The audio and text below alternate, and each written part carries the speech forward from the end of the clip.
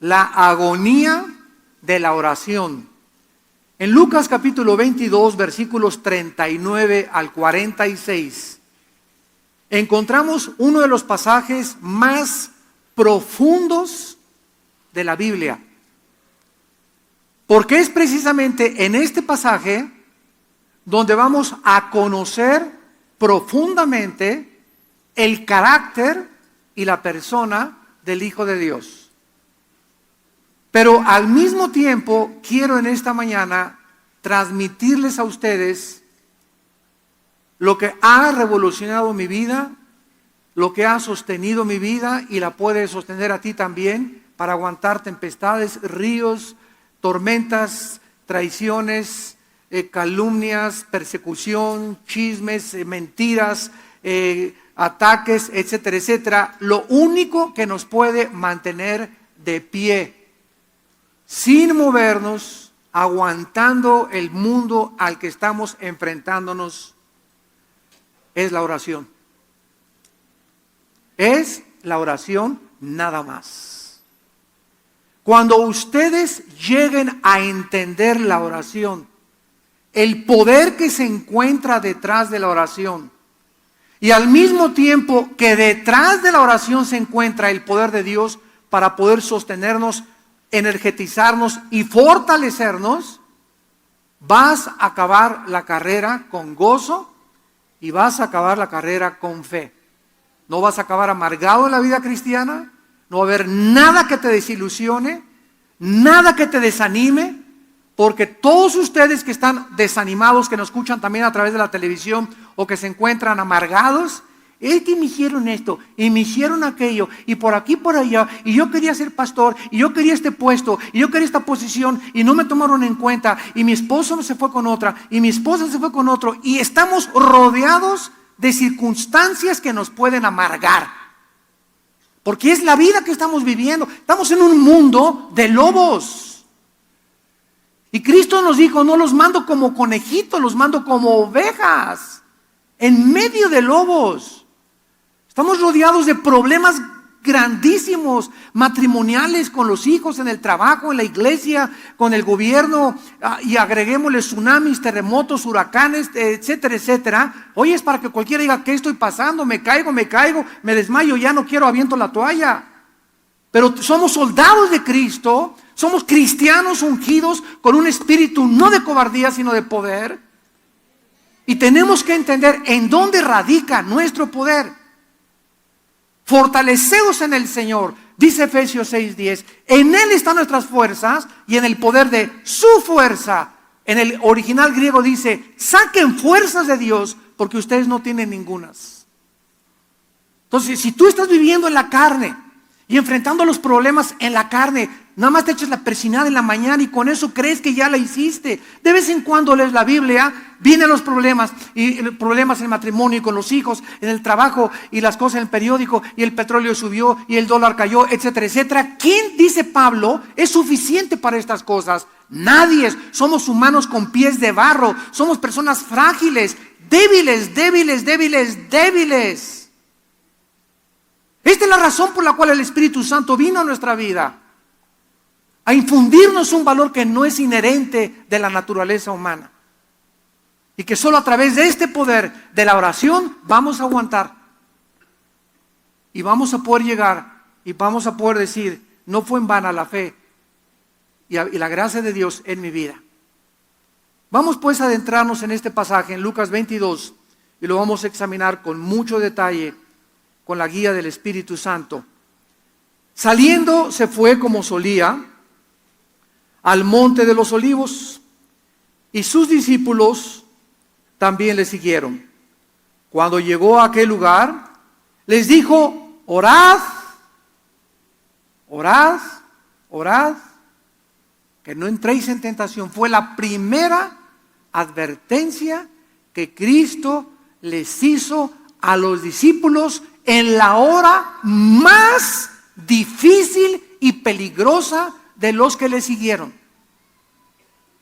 Si ustedes no oran, en otras palabras, van a caer en tentación. Sigamos. Entonces él se apartó de ellos a distancia como de un tiro de piedra, sea 3 o 4 metros, y puesto de rodillas, oró, diciendo: Padre, si quieres, pasa de mí esta copa, pero no se haga mi voluntad sino la tuya. Y esto es increíble. Se le apareció un ángel del cielo para fortalecerle. Qué increíble agonía estaba Cristo atravesando, que tuvo que bajar un ángel del cielo a él, al Hijo de Dios. Yo estudiando este pasaje desde hace algunos meses atrás, he pensado y he orado y he tratado de entender qué agonía tan increíble atravesó Cristo, que tuvo un ángel que bajar y abrazarlo e infundirle fuerza y infundirle ánimo para que él pudiera atravesar esa prueba final como el Hijo del Hombre, porque era todo en su humanidad lo que Cristo estaba sufriendo. Y estando en agonía, versículo 44, oraba más intensamente.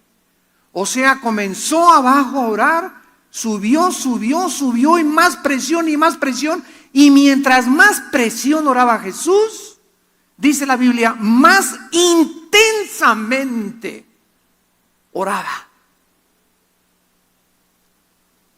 Y era su sudor. Llegó esto al grado que grandes gotas de sangre salieron a la tierra.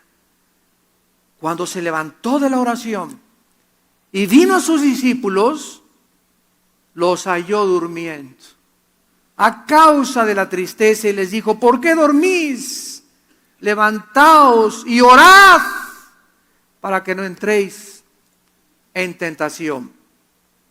Este pasaje nos introduce a la más grande agonía que Cristo sufrió en el huerto de Getsemaní antes de enfrentar a la cruz. Es interesante que la palabra Getsemaní significa en el griego aceite prensado. O sea, era un lugar donde estaba lleno, ¿verdad?, de olivos, y donde los cortaban, y ustedes saben que cuando se prensan los olivos comienza a salir ese aceite que en el Antiguo Testamento era el símbolo del Espíritu Santo.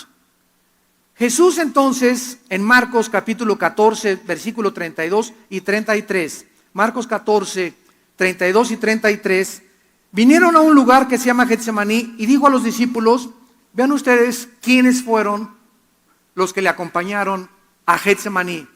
Los 3 discípulos más cercanos a Jesús, los que estuvieron con él en el monte de la transfiguración, y los que en todas las experiencias espirituales más profundas le acompañaron. Les dijo: siéntense aquí entre tanto que yo oro, versículo 33, y tomó consigo a Pedro, a Jacobo y a Juan, y comenzó a entristecerse y a angustiarse, y les dijo: mi alma está muy triste hasta la muerte, quédense aquí y velen.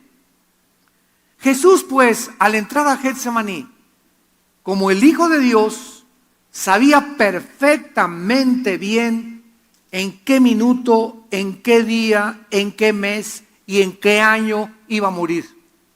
Es el único ser humano, Jesús, que sabía perfectamente bien el futuro en este sentido. Cuando Él le dijo a los discípulos: vayan por favor a la ciudad y van a ver a un hombre con un cántaro de agua, y él va a entrar a una casa. Entren a esa casa y díganle: dice el Señor que le prepares en el piso de arriba un aposento para la última cena. Jesús sabía que en tal hora una persona con un cántaro de agua iba a estar en ese lugar, y sin que conociera la persona a Cristo dentro de la casa, Jesús sabía que no iba a remilgar y que iba a prestar su casa para que él tuviera la última cena. Todo lo que Jesús tuvo era prestado. Nunca fue dueño de nada. Se acostaba en el campo. La única túnica que era propiedad de Jesús era la que le arrebataron los soldados y la repartieron en 4 partes, echando suertes por ella. Pero Jesús estaba al control absolutamente de todo. Sabía qué iba a pasar en este momento, qué iba a pasar después. Como le dijo a Natanael, Natanael, te conozco y que eres un verdadero hombre de Dios. Y sabía, veía a la gente de Jesucristo y sabía el corazón de esa persona, sabía perfectamente bien el destino de esa persona. Y cuando escogió a los discípulos, él sabía quién era Pedro, quién era Mateo, quién era Lucas, etcétera, etcétera. Y también sabía, cuando tuvo a Judas Iscariote enfrente de él, sabía que ese hombre era el diablo en persona. Jesús sabía absolutamente todo. Entonces Jesucristo toma a estos 3 discípulos a que oren con él y a que velen y le acompañen por la pesadísima carga que tenía en su alma, porque sabía lo que le esperaba horas después, a pesar de que también sabía que iba a ser resucitado a los 3 días. Esta era también la prueba más grande, repito, que los discípulos enfrentaron y ellos no lo sabían. ¿Sabes tú acaso la prueba que vas a pasar hoy en la tarde? ¿Sabes las pruebas que te esperan el día de mañana? ¿Sabes la prueba que vas a pasar con tus hijos dentro de 2 o 3 meses? ¿Sabemos lo que vamos a pasar en México dentro de 6 meses? ¿Sabemos qué va a pasar con tu matrimonio en los próximos 8 meses? Ninguno de nosotros somos dioses. No sabemos lo que nos depara hoy en la tarde. No sabemos lo que nos depara saliendo aquí de este edificio. Por lo tanto, es importante que sepamos que como no sabemos lo que nos está esperando, necesitamos estar preparados con toda la armadura de Dios, llenos en la mañana, fortaleciéndonos en oración, para que cuando venga esa prueba con tu hijo, esa prueba con tu esposo, esa prueba con tu esposa, en tu trabajo, el despido de tu trabajo, la falta de empleo, etcétera, etcétera, no importa la prueba que pasemos, estemos preparados y no desmayemos y no caigamos al suelo y no nos amarguemos y no le echemos la culpa al pastor, a la esposa, al hijo, al gobierno, etcétera, etcétera. Y de esta manera podemos continuar caminando y Dios nos ve que seguimos caminando, viendo la prueba y nos pegó la cachetada, y viendo la otra prueba y nos tambaleó, pero no nos tumbó al suelo, y seguimos caminando porque nuestra fortaleza viene de la comunión que tuvimos con Dios, que tenemos con Dios todos los días en oración. Cuando Dios ve este caminar tuyo en la vida, que sigues manteniéndote, porque por fe oramos. ¿Qué es la fe? Saber que Dios me escucha y que después de orar 15, 20, media hora, 1 hora con Él, va a haber algo sobrenatural que la mente no puede comprender, que me va a infundir un valor que yo no tengo para seguir viviendo. Cuando Dios ve eso, dice en Isaías 40:31, los que esperan en Jehová. Y esa palabra esperar, kafá en el hebreo, significa los que viven cerca, los que están pegados a Dios, así desde que amanece. En la tarde vas orando en tu coche y te voy alabando, Señor. El otro día yo le enseñaba a mi hija, mira, Salén, la oración es estar platicando con Dios, es la oración, estar consciente de la presencia de Dios, y te alabo y te bendigo y guárdame, Señor. Voy ahorita a este mercado, te pido que me des gracia, voy a la escuela de mis hijos, dame gracia, vamos a orar antes de hablar con la directora de la escuela. Es mantener, y todavía en la noche llegar, ponerse de rodillas o sentado, acostado, como quieras, como te puedas mantener despierto y volver a elevar nuestra alma y mantenernos cerca de Dios. Esas personas tendrán nuevas fuerzas. Esas personas van a llegar a su casa, Señor, ya no aguanto, ya quiero tirar la toalla, pero vienes y te hincas y otra vez te pones en contacto, te enchufas con la fuente de energía y entra otra vez una fuerza sobrenatural a nuestra vida y te levantas, pero girito como el gallito, a ver que se me avienta el gallo giro. ¿Y de dónde saqué esas fuerzas? No son mías. Y me doy cuenta, vas a descubrir que es sobrenatural. Oye, comadre, pero ¿cómo está usted tan alegre si el compadre ya la dejó esto y el otro? ¿Por qué Dios es mi fortaleza, comadre? Y comenzamos a buscar, ¿verdad? Y se nos muere un ser querido y claro que le lloramos, porque es necesario que lloremos y que volquemos nuestro corazón y que nunca nos guardemos los sentimientos, pero pasa 1 o 2 meses y es una mezcla de gozo, de saber que ya nuestro ser querido está en el cielo, con la tristeza también, pero tenemos que seguir viviendo y esas fuerzas para seguir viviendo nos las da Dios. De otra forma vas a estar vestida de negro 6 años. Jesús sabía pues la grande prueba que venía sobre sus hombres, sobre sus discípulos. Y Él les dijo, velen y oren, porque sabía Jesús que solo de rodillas iban a poder pasar la prueba. Dice el versículo 41 de Lucas 22, nuestro pasaje. Vamos a comenzar a examinarlo. En el capítulo 40, cuando llegó a aquel lugar, al huerto de Getsemaní, lo primero que le pidió a los discípulos fue, oren.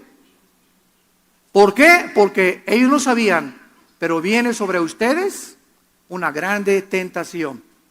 Y quiero decirte que mientras nosotros nos mantengamos en oración en las mañanas y busquemos el reino de Dios, primeramente en la mañana, y le entreguemos lo primero en nuestro tiempo a Dios, las tentaciones, como dice el chiste, ¿verdad? Que estaba Pepito y le tocaron la puerta. Y dijo Pepito, ¿quién es? Y le contestaron, Doña Tentación te toca la puerta. Y Pepito dijo, ¿verdad? Si yo voy y le abro la puerta, me voy con ella.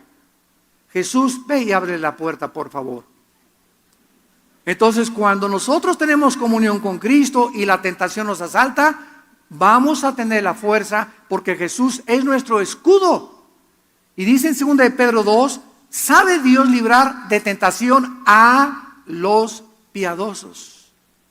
Pero si tú no estás en comunión con Dios y en contacto con Dios diario, te vas a ir con Doña Tentación. ¿Y por qué caí con mi novio en fornicación? ¿Y por qué cometí adulterio? ¿Y por qué hice este negocio que sabía que era una tranza que mi compadre me propuso y ahora me andan buscando para meterme a la cárcel? ¿Por qué hacemos cosas de las cuales nos lamentamos después? Porque cuando tomamos esa decisión no estábamos en el Espíritu. No estábamos guiados por el Señor. No estábamos fortalecidos por el Señor. Y somos demasiado débiles para aguantar las tentaciones. Insisto otra vez, oren para que no entren en tentación, les dice Jesucristo.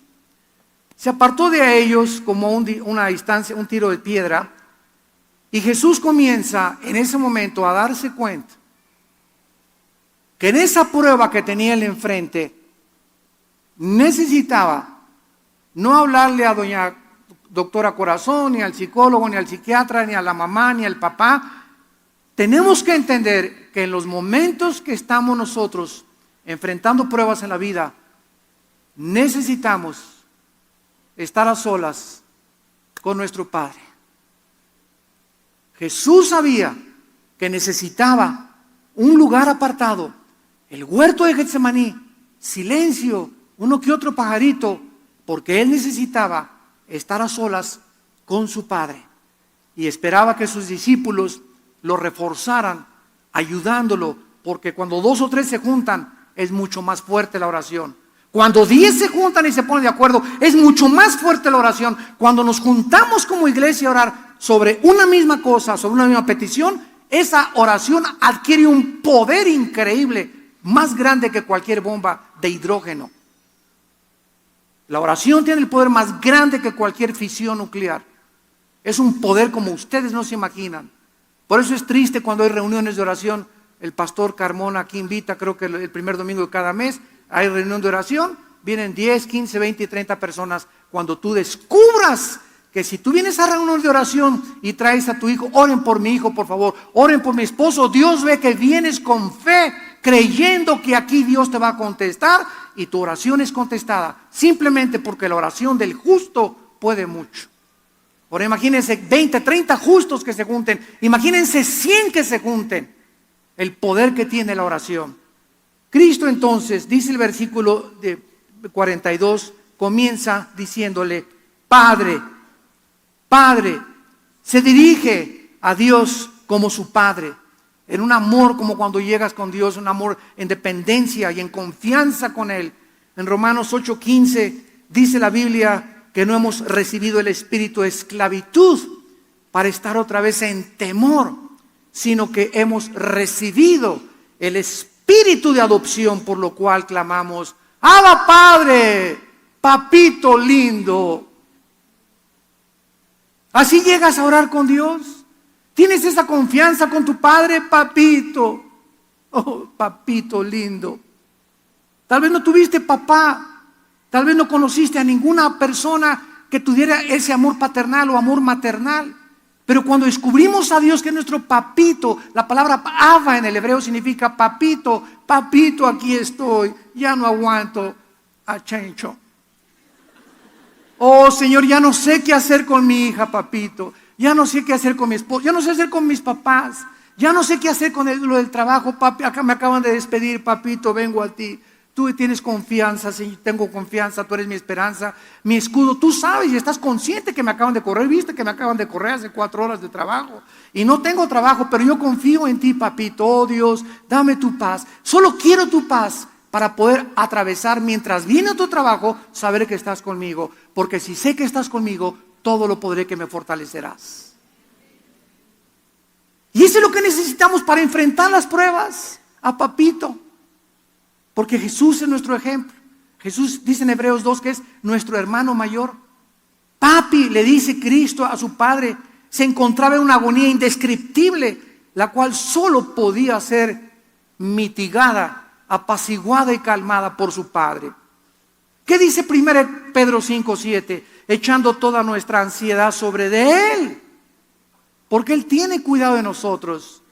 Yo les contaba el otro día que acaban de descubrir en la clínica Mayo en Rochester, el hospital Hopkins en Estados Unidos, los mejores hospitales de Europa, acaban de llegar a un acuerdo todos los científicos del mundo, y para que lleguen a acuerdos como el que llegaron son muy pocos realmente, porque hay mucha diversidad en la psiquiatría, en la psicología, en la genética, etcétera, etcétera, pero llegaron a un acuerdo todos los científicos del mundo en decir que la causa que produce el 90% de las enfermedades físicas, mentales y espirituales, el origen del 90% de las enfermedades se encuentra en el estrés. En el estrés, el famoso estrés. ¿Qué es el estrés? Es un estado de ansiedad.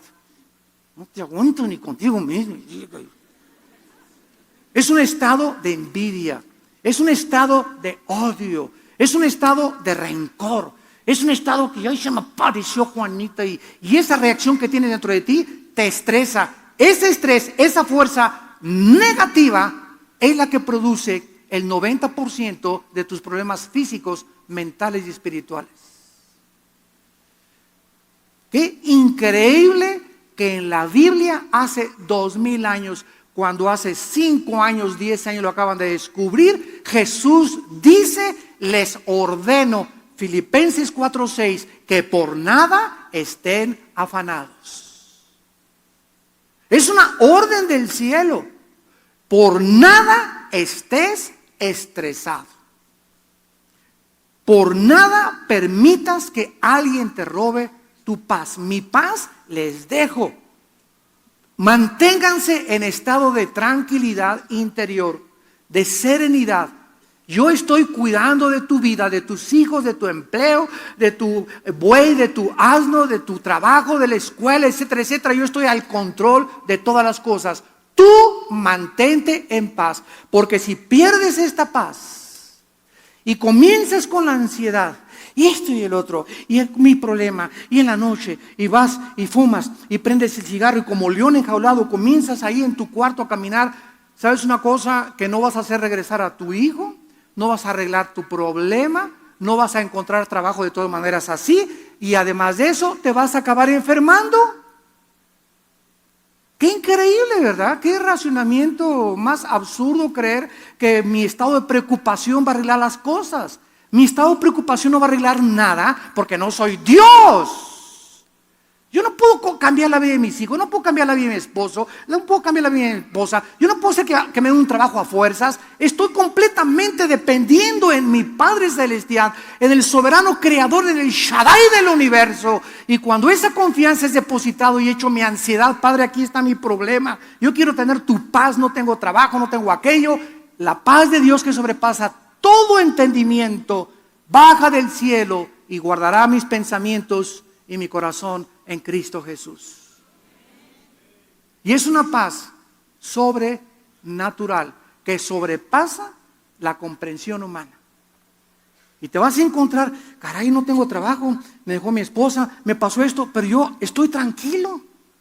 No necesito un tequilazo, no necesito un whiskazo, no necesito un bachichazo, no necesito un pericazo, no necesito drogas, no necesito ir con mi compadre o irme con una mujer para llorarle y esta sí me va a querer, ¿verdad? O todos son iguales, etcétera, etcétera. No, estoy con un poder que puedo vencer cualquier cosa, y es cuando sabemos que esta fe es la que vence al mundo.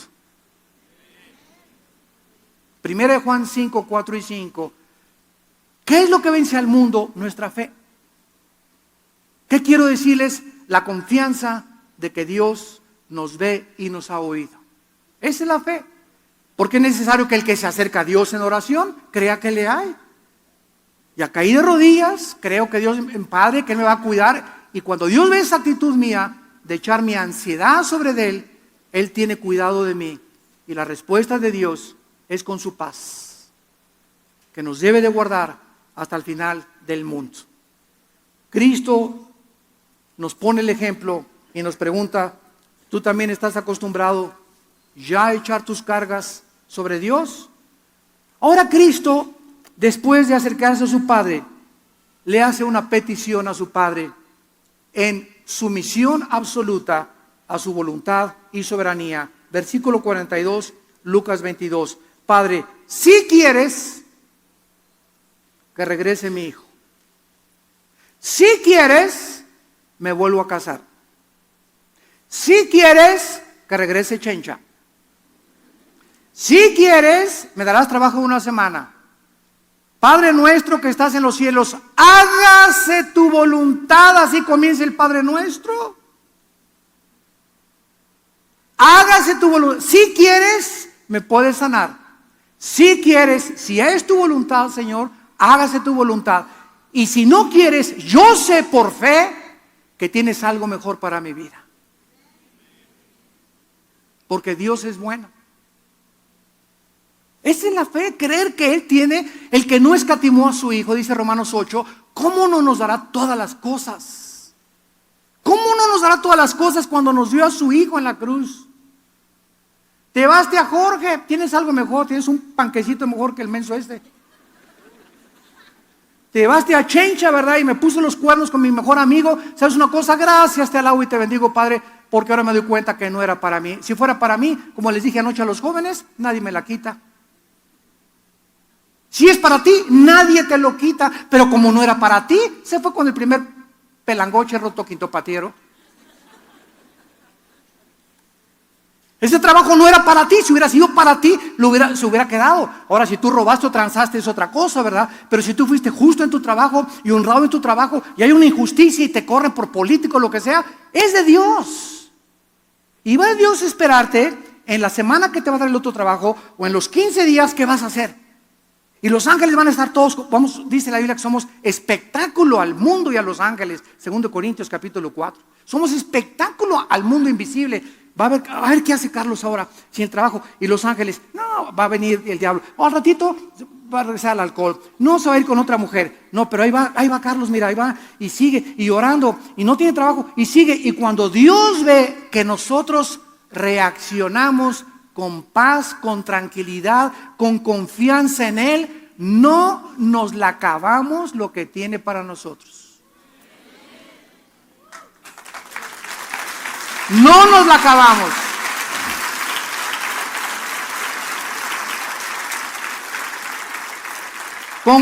Grandes son las bendiciones que Dios tiene para aquellos que le temen y guardan su palabra. No nos imaginamos lo que Dios tiene para nosotros.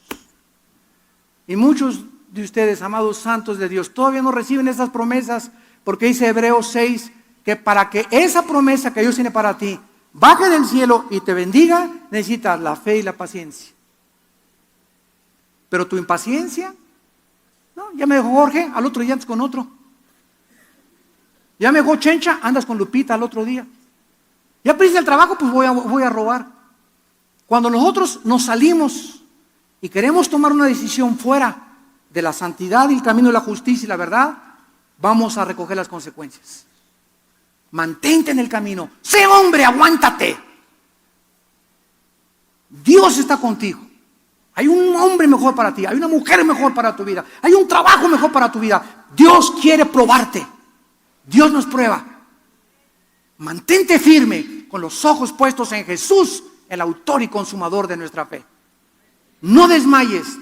Está firme y constante, sabiendo que la fe no es en vano. Ahora Jesús, comenzamos a interrogarnos. ¿Por qué Jesús no quería beber esa copa? Padre, si quieres, pasa de mí esta copa, pero no se haga mi voluntad, sino tu voluntad. Vamos a comenzar a interrogarnos, porque es la forma de llegar a una verdad y a una solución. ¿Acaso Jesucristo tenía temor de la cruz? Tenía temor que le clavaran una mano. Qué dolor tan increíble, insoportable. El otra mano, las espinas en su cabeza taladrándole de 4 o 5 pulgadas que se encajaron en su cráneo. Luego los pies, el uno sobre el otro, atravesados con los clavos. Estaba viendo Cristo la cruz, el látigo romano de 9 colas, con puntas de hueso y de plomo, que se enrollaba en las víctimas. Jalaba el soldado romano el látigo y desgajaba todos los tejidos subcutáneos de enfrente y de la espalda. ¿Acaso estaba esperando, oraba Cristo y esperaba ser libre de esa tortura? ¿Era eso lo que no quería Cristo? ¿No sufrir, no padecer físicamente eso? De ninguna manera. Eso no era nada comparable con lo que Cristo tenía en su corazón. Entonces, ¿qué simbolizaba la copa?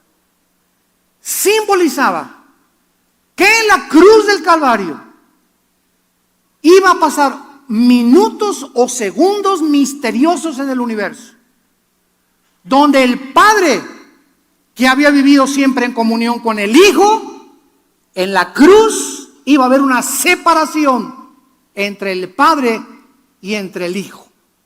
Y eso Cristo, separarse de su Padre en el momento en que los pecados cayeron sobre su vida, era el tormento más grande que pudiera él experimentar.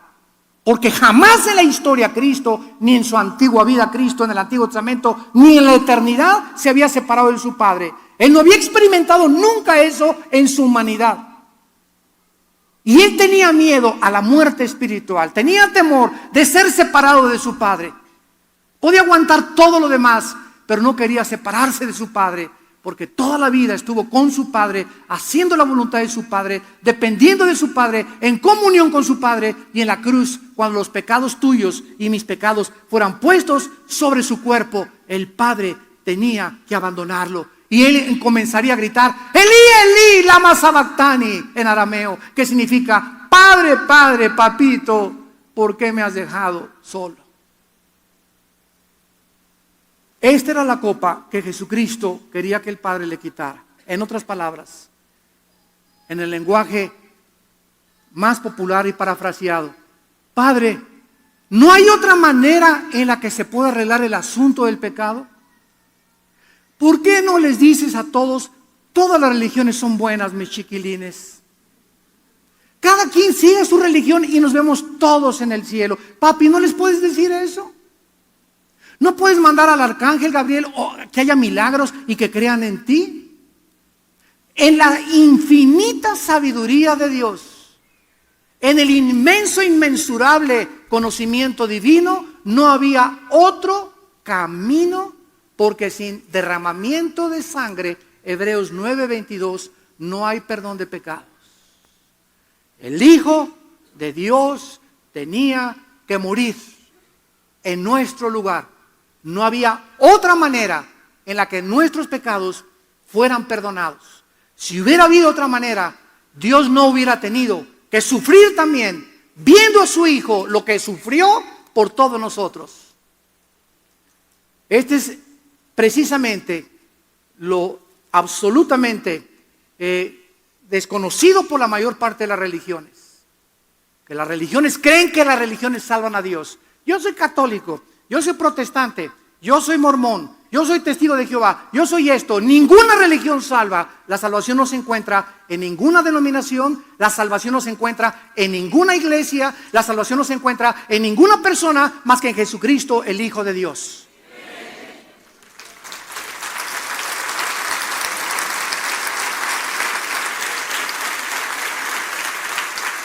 Porque no hay otro nombre, Hechos 4:12, no hay otro nombre, ni en el cielo ni en la tierra, ni Abraham, ni Isaac, ni Jacob, ni el Papa, ni el arzobispo, ni San Anselmo, ni Sor Juan Inés de la Cruz, no hay ningún otro nombre, dice la Biblia, en que el hombre pueda ser salvo más que en el nombre de Jesús.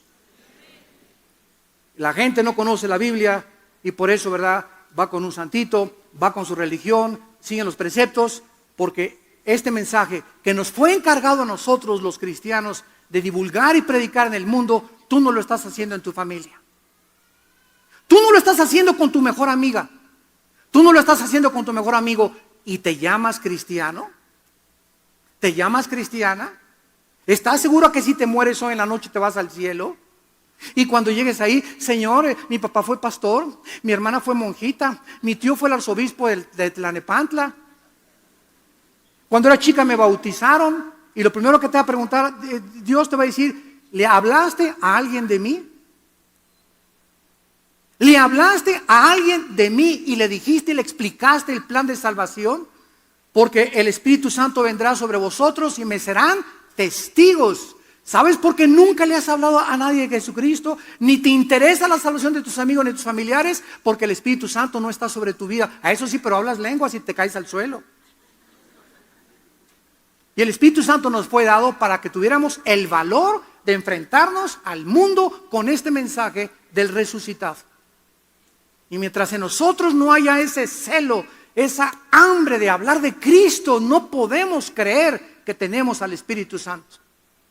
Porque es la primera evidencia del Espíritu Santo, hablarle a la gente de Jesucristo. Si hubiera habido otro camino u otra forma en que hubiéramos podido salvarnos, repito, Dios lo hubiera provisto. Jesús tenía que rendir su vida total y voluntariamente a la voluntad de su Padre, lo cual implicaba que la cruz era el momento en que los dos se iban a separar. Él iba a cargar con nuestros pecados. Veamos en el libro de Hebreos capítulo 2, ¿qué dice el autor de este libro acerca de la muerte de Cristo? Dice Hebreos 2, versículos del 9 al 10. Hebreos 2, 9. Pero vemos a aquel que fue hecho un poco menor que los ángeles, a Jesús, coronado de gloria y de honra a causa del padecimiento de la muerte, para que por la gracia de Dios gustase, ¿qué cosa? Pregunta, ¿la muerte física o la muerte espiritual? Dios le dijo a Adán, el día que comas de ese árbol, morirás. Adán y Eva comieron y murieron. No, vivió 930 años. Claro que su cuerpo comenzó a deteriorarse celularmente, pero no murió, como dijo Cristo, en el momento que mueras, que tomes ese fruto, morirás. La muerte que Adán experimentó en el momento que pecaron fue la muerte espiritual. La muerte física sigue a la muerte espiritual. Tenemos que morir por causa de que hemos pecado. Y el pecado está dentro de nosotros. Entonces Cristo iba a separarse de su Padre. Cristo iba a experimentar la separación, que es, si tú te mueres, dice la Biblia, hoy en la tarde o hoy en la noche sin Cristo, eternamente tu espíritu y tu alma y tu cuerpo vivirán separados de Dios. Y la separación de Dios se llama en la Biblia el infierno. El infierno, que es vivir eternamente separado de Dios. Y es tan profundo el sufrimiento de vivir separado de Dios, que Cristo, en los segundos que fue separado de su Padre, no podía tolerar su humanidad. Y comenzó a orar, y la agonía comenzó a crecer, y comenzó a orar con más fuerza, porque él sabía que es un infierno vivir separado de Dios. Tu vida ahorita es un infierno porque vives separado de Dios. las angustias que dominan tu vida, los temores que te controlan, el miedo que le tienes a la vida, el odio, el rencor, la falta de perdón que hay en tu vida. Es un infierno vivir de esa manera. La vida de pornografía que llevas, la vida de libertad sexual, es un infierno. No es mentira ante la gente, es otra estilo de vida. Y yo soy homosexual y estoy contento, y soy lesbiana y estoy contento. Mentiras, mentiras. Esas personas no se imaginan ustedes, aunque aparecen en el cine y en la televisión, no se imaginan lo solo y lo vacío que se encuentran. Pero tienen que ponerse una máscara ante la gente y decir, estoy feliz. Y por dentro lloran. Porque ninguna persona puede ser feliz si este vacío no lo llena Dios. Es una mentira la vida de los seres humanos sin Dios. Dicen Hebreos 9 y 10, porque convenía, versículo 10, a aquel por cuya causa son todas las cosas y por quien todas las cosas subsisten, que habiendo de llevar a muchos hijos a la gloria, fíjense nada más, por causa de que Dios nos quería llevar a la gloria, por causa de que quería que estuviéramos con Él, perfeccionara por aflicciones al autor de la salvación de ellos. ¿Que Cristo no era perfecto? Wait a minute, please. Un momentito. ¿Sabes una cosa? Dice en Lucas que Cristo a los 12 años crecía en sabiduría y en conocimiento. A los 12 años Cristo no tenía toda la sabiduría ni todo el conocimiento que podía tener y que tuvo a los 20, ni cuando lo tuvo a los 25 y cuando llegó al clímax a los 33 años de edad. O sea que el transcurso de la vida de Cristo fue igual que los seres humanos. Un niño de 5 años no tiene el conocimiento de un niño de 10, el de 10 no tiene el de 15, el de 15 no tiene el de 20. Así fue Cristo en su humanidad, creciendo igual. Él pudo ser sabio y Dios a los 5 años, pero Dios le plació que Él creciera como un ser humano, como tú y como yo, para que entendiéramos que Él fue un ser humano y que nos puede librar de tentaciones también. Él experimentó todo lo que los humanos hemos experimentado. Entonces Cristo, cuando llega al huerto de Getsemaní, llegó al clímax en su humanidad de la perfección humana que nosotros no vamos a alcanzar hasta la otra vida. Y en ese clímax, lo que hizo que Cristo llegara a la madurez, que es la palabra teleios, que se tradujo perfección, fueron los sufrimientos.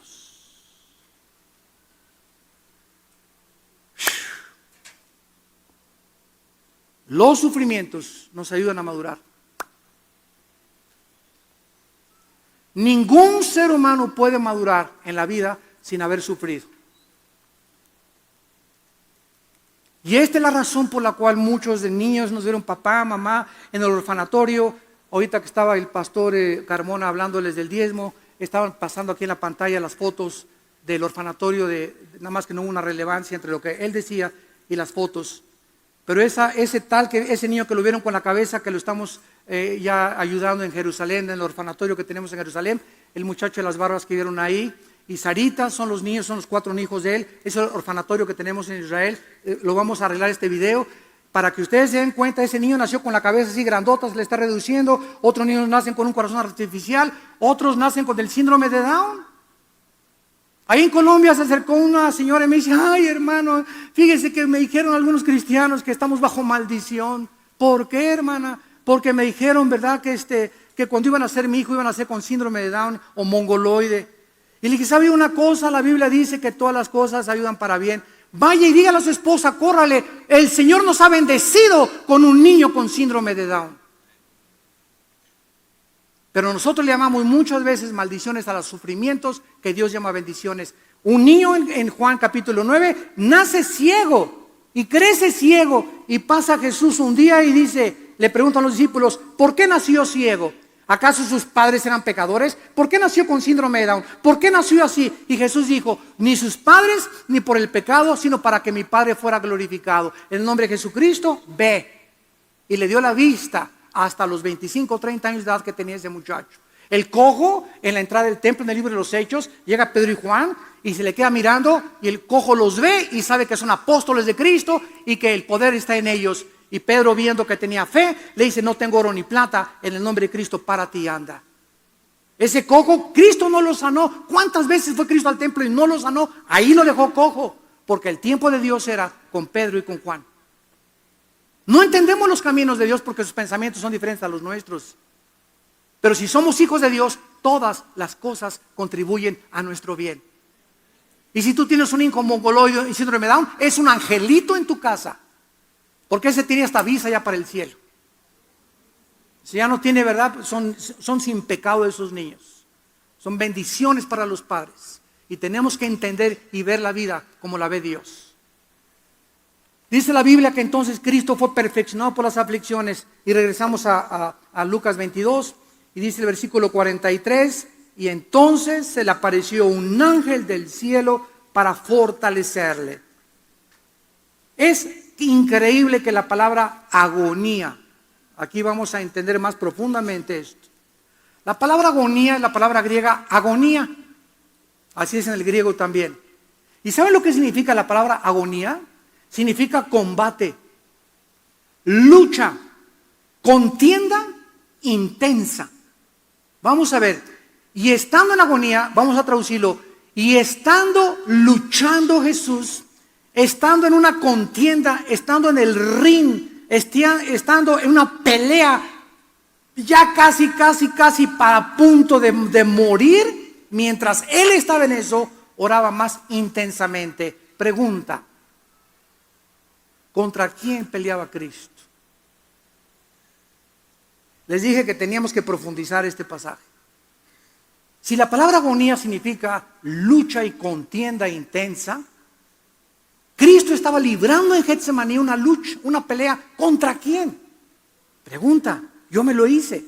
Contra su naturaleza pecaminosa, como nosotros luchamos a veces. Padre, ya no quiero fumar y tengo las ganas de fumar y no quiero ver pornografía, etcétera, etcétera. Y comenzamos en oración a luchar intensamente. Y ahorita es cuando prendí el cigarro, pero no lo voy a prender. Y aquí en oración me vas a ayudar, Señor. Y comienzas a luchar en oración y te das cuenta que vences el vicio, vences aquella cosa, pero estabas luchando contra ti mismo, porque el más grande enemigo está dentro de nosotros. Pero Cristo era sin pecado.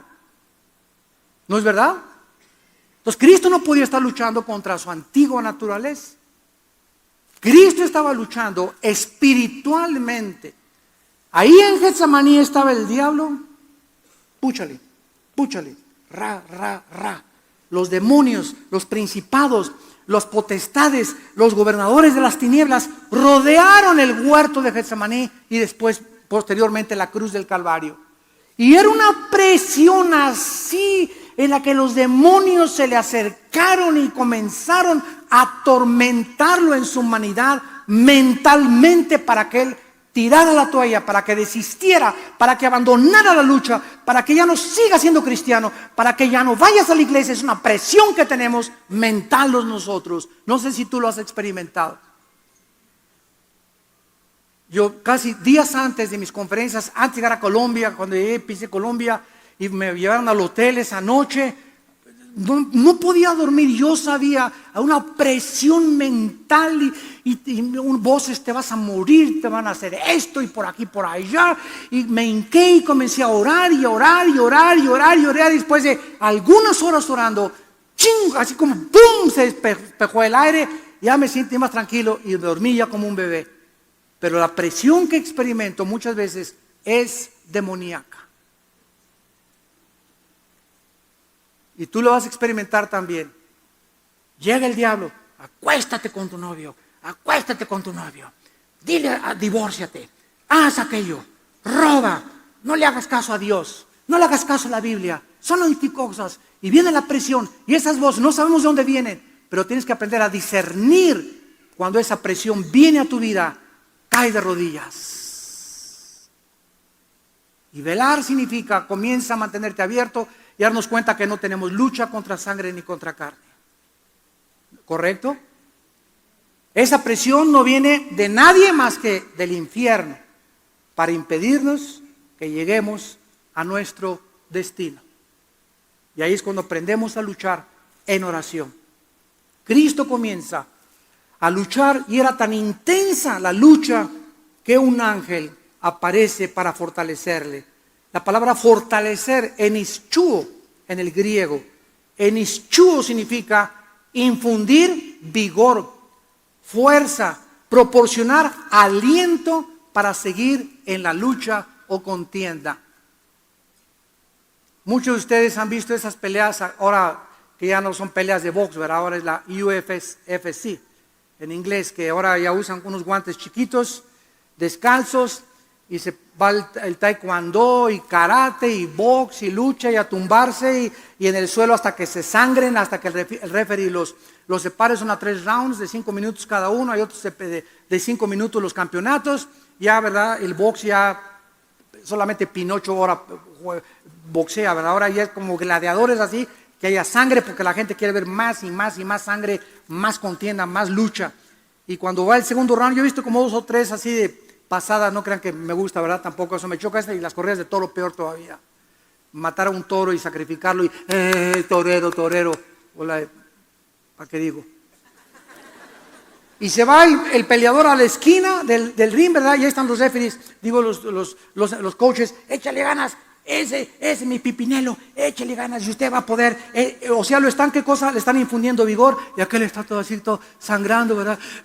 Y échale ganas, usted puede, y le sacan la sangre y le quitan el vigor, pero en esos minutos que tiene ahí le están infundiendo algo que él no tiene, para que cuando se levante otra vez al tercer round ya pueda salir un poco más mentalmente motivado de los coaches y los consejos que le dieron.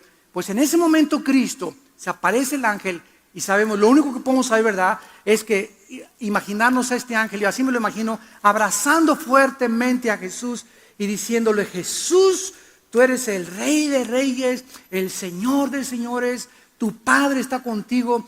Todos estamos esperando este momento en el cielo, infundiéndole ánimo y valor en su naturaleza para que Él siguiera adelante, para que un ángel haya tenido que bajar a fortalecer al Hijo de Dios.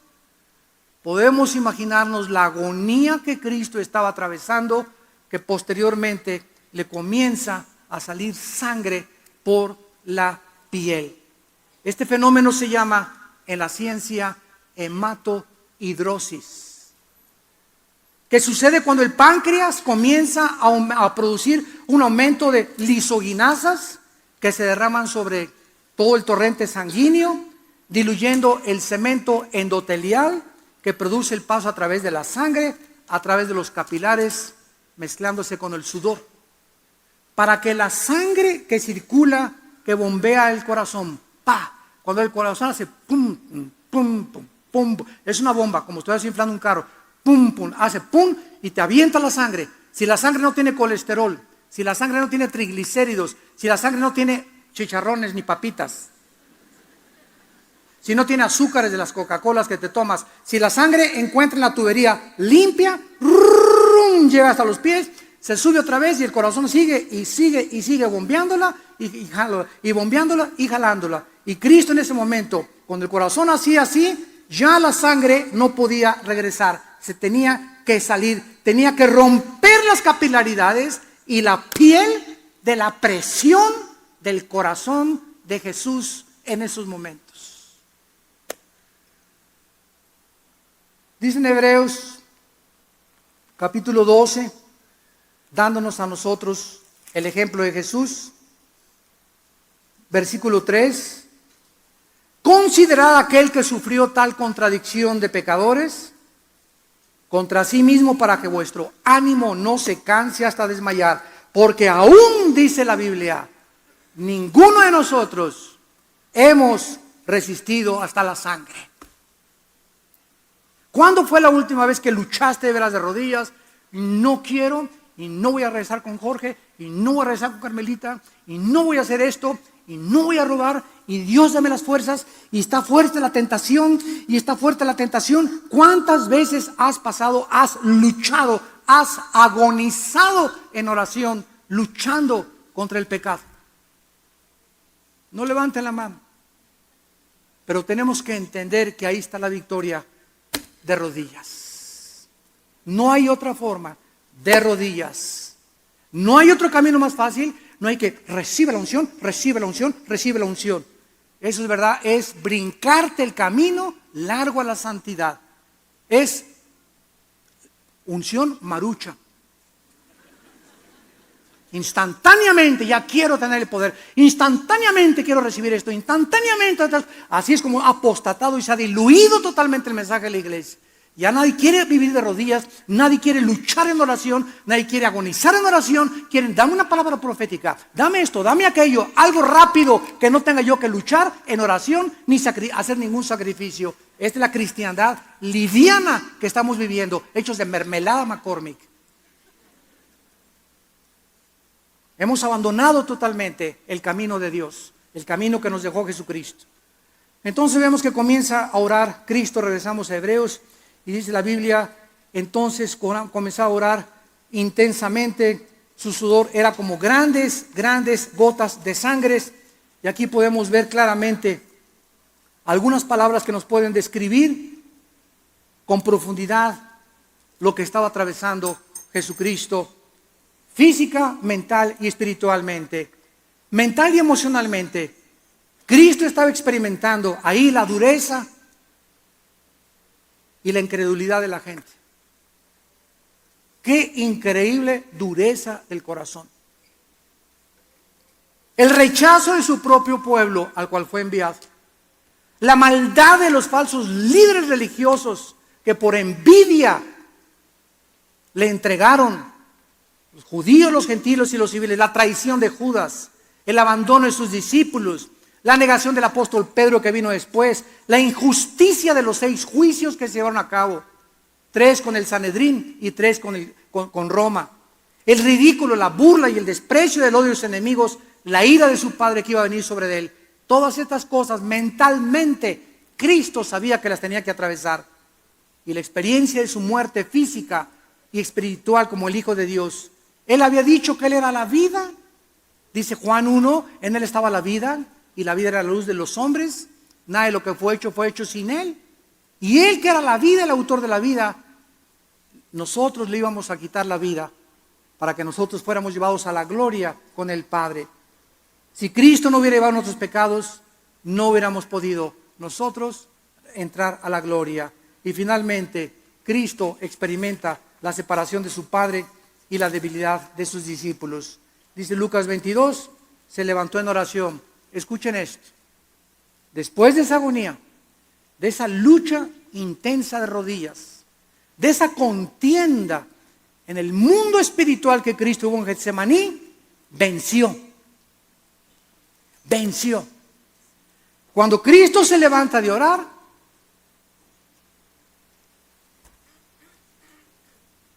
después de la agonía que tuvo, venció. No se haga mi voluntad sino tu voluntad, Padre Santo. Y en ese momento viene un espíritu increíble sobre Cristo para fortalecerlo. Y cuando Cristo se levanta de orar y ve a los discípulos dormidos, Él ya había vencido. Ya estaba listo para encaminarse hacia el camino a la cruz del Calvario. Ya estaba seguro totalmente de sí mismo, ya sabía perfectamente bien lo que había que hacer, ya había aceptado en su humanidad la voluntad del Padre. Cristo ya estaba listo para enfrentar a Pilato, la burla, el desprecio, la traición, sin guardar rencor a nadie. Para que culminara en la cruz entre los brazos, entre el cielo y la tierra, y gritara: Padre, perdónalos. Después de todo lo que me han hecho, después de todos los que sané. ¿Dónde están los que sané? ¿Dónde están los demonios que les saqué? ¿Dónde están los que fueron alimentados con los panes y con los peces? ¿Dónde están todas las personas que abracé y que lloré con ellas? ¿Dónde están mis amigos? No hay nadie. Su madre, con María Magdalena y el apóstol Juan. Perdónalos, Señor, porque no saben lo que hacen. Hasta el último momento Jesucristo mantuvo su integridad, mantuvo su serenidad, mantuvo su espiritualidad, mantuvo su comunión con su Padre. Y en ese momento, madre, ahí está tu hijo. Ya no le dijo, ya no le dijo madre, le dijo mujer. Ahí está tu hijo. Juan, ella no es tu mamá, pero quiero decirte que desde aquí yo estoy formando la familia espiritual. Cuando alguien de ustedes llega aquí y me dicen, estoy en su iglesia, acostúmbrense a decirles, la iglesia somos una familia. Hermano, yo estoy en la iglesia con ustedes en Villanueva, bienvenidos, siempre les digo, a la familia, porque somos una familia y como familia numerosa que somos, nos ayudamos y como familia oramos y como familia nos toleramos y nos soportamos para poder llegar al momento de la muerte cuando Cristo nos llame, no tener nada contra nadie.